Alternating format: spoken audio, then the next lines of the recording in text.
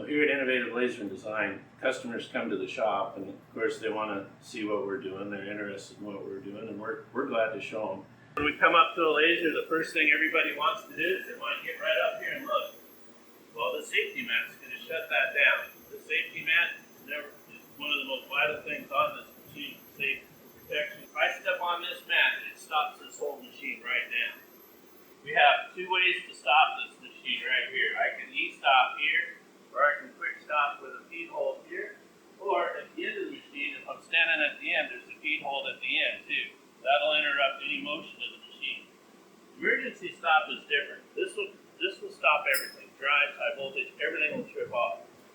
If there was some sort of accident and you don't know what's going on, like for an operator and he's new and he doesn't know what's going on, I tell him just throw the disconnect. Disconnect right here. If I throw this knife switch here, this laser, the chiller, and all its support equipment are gone. If you got to spend time thinking about it, throw the disconnect.